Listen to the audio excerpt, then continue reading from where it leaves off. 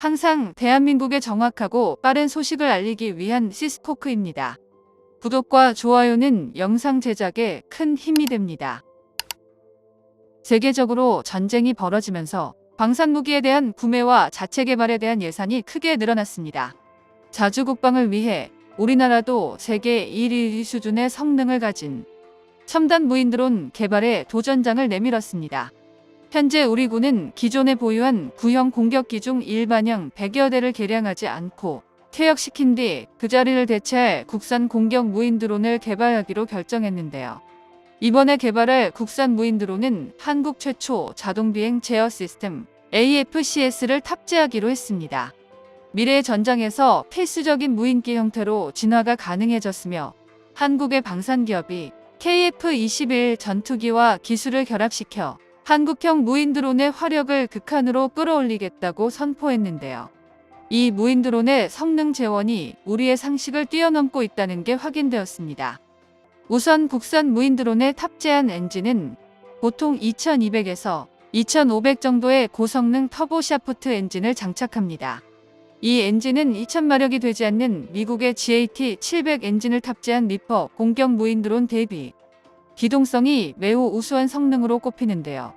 또한 30mm 기관포탄 240발을 시작으로 공대공 미사일 같은 각종 한국산 공대지 무장을 탑재할 수 있으며 무인드론이 가진 본연의 전투 능력도 상당합니다.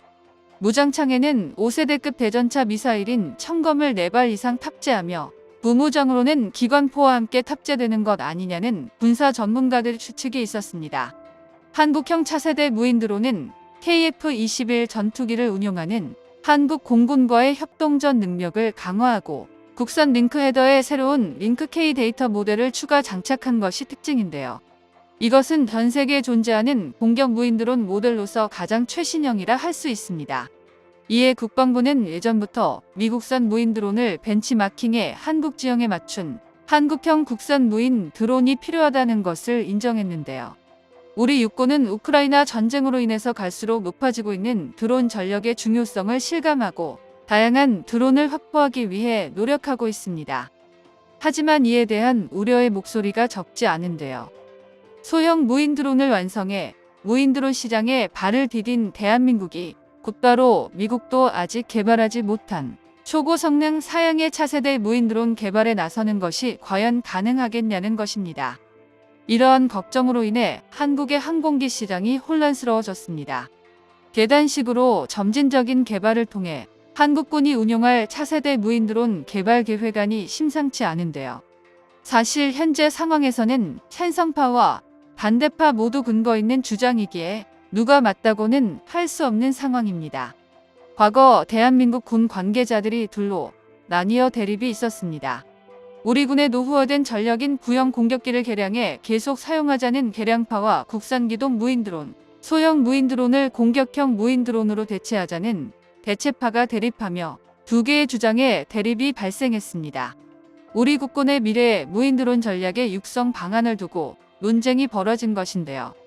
개량파는 대체파가 방산기업과 결탁해 방산 비리를 저지르고 있다고 주장했고, 대체파는 개량파가 남은 무인 드론을 부여잡고 국방산업 발전을 막고 있다고 주장했습니다. 하지만 다행히도 타협에는 성공했는데요.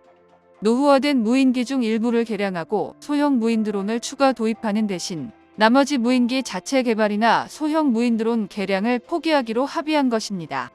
이를 대신해서 국산 차세대 무인 드론을 도입할 것을 결정했습니다. 구형 공격기와 무인기의 퇴역까지 남은 20년 안에 새로운 차세대 무인 드론을 개발해 최첨단 고성능 무인기를 완벽하게 대체하자는 것이 대체파의 주장이었는데요. 차세대 무인 드론 개발만 제대로 진행된다면 우리나라 국방력을 획기적으로 상승시킬 수 있는 굉장히 좋은 타협안이라 할 만합니다. 그런데 이 협상안에는 치명적인 결함이 있습니다. 차세대 무인 드론 사업이 실패한다면 우리 군의 미래 전력 건설 계획에 심각한 차질이 발생할 수밖에 없다는 것입니다. 개발에 들어갈 자금 역시 막대할 것이 분명한데요. 이러한 난관을 헤쳐나가기 위하여 대한민국은 더욱 신중하고 현명하게 접근해야만 합니다. 우리 연구진이 무턱대고 최신형 무인드론 개발에 달려들었다가 돈만 날릴 수도 있습니다. 차세대 무인 드론 개발에 투입될 예산이 미국과 달리 너무 한정적이기 때문인데요. 이는 수십조를 투자하는 미국에 비하면 상당히 적은 금액으로 단 한 번만 실패하더라도 사업 자체가 파탄날 수밖에 없는 상황입니다. 높은 확률로 실패 없이 잘 될 거라 생각하는 게 아니라면 쉽게 도전하기 어려운 과제인데요. 그러나 그렇다고 아예 불가능한 것은 아닙니다. 우리에게는 KF-21 전투기라는 선례가 있기 때문인데요. KF-21 사업이 시작될 당시의 상황과 현재 차세대 무인 드론 개발을 두고 벌어지고 있는 상황이 유사합니다. KF-21 사업이 시작될 무렵에는 우리 국민들조차 우리의 항공기 제작 능력을 의심했습니다.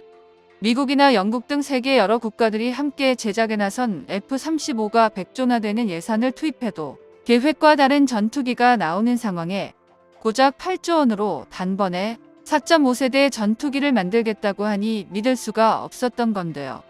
우리 주변국인 일본이나 중국에서는 국산 전투기 독자 개발이라는 타이틀이 아무나 가질 수 있는 게 아니라며 기술력을 조롱했었습니다. 하지만 지금은 상황이 180도 바뀌었죠. 그들의 예상과 달리 KF-21 전투기가 가진 뛰어난 능력에 숨죽이고 있습니다. 또한 KF-21 사업은 정해진 예산 내에서 개발 성공하는 모습을 보여주었는데요. 그러니 차세대 무인 드론 사업도 KF-21처럼 철저한 계획과 완벽한 사업 관리를 통해 성공적으로 진행할 수 있을 것이라 생각하는 것입니다. 그리고 실제로 이미 개발은 진행 중인데요. 우리 군은 보유 중이던 139대의 블랙호크 무인 드론을 개량하는 사업을 추진 중이었으나 사업 타당성 조사 결과에서 개량 비용이 1조 1천억에서 2조 500억으로 폭증하면서 전체 개량이 취소됐습니다. 그래서 이에 대한 대안으로 특수작전형 블랙호크 36대를 제외한 100대의 블랙호크를 국산 무인 드론으로 교체하기로 마음먹었습니다. 방위사업청은 미국의 업그레이드 비용 상한선에 크게 반발했는데요. 단계별 연구 수행 과정에서 예산이 늘어난 것은 동력 전달 개통 등 여러 분야의 성능 개량 사항이 추가됐기 때문이며 이를 기준으로 할 경우 모든 블랙호크의 성능 개량에 3조 원 이상이 소요된다는 분석도 존재합니다. 이에 대한 합당한 근거도 있는데요. 바로 블랙호크 제작사가 폭리를 취하는 바가지 장사로 유명한 회사라는 것입니다. 이들은 과거 우리 군이 도입했던 세대의 블랙호크를 시세보다 200억 원이나 비싸게 팔아치웠으며 대한항공이 라이센스를 허가받아 생산했던 80대 역시 값을 올려 받았다는 사실이 발각된 적 있는데요. 결국 우리 손으로 만든 국산 무인 드론의 기술력이 얼마나 필요한지를 보여주는 사례가 되었습니다. 현재 차세대 무인 드론 개발은 활발하게 진행 중이며 시제기가 비공개로 비행을 진행 중인 감 개발 완료까지 우리의 연구진과 개발진들이 노력하는 모습을 응원합니다. 정보가 도움되셨다면 구독과 좋아요 부탁드립니다. 이상 시스코크입니다.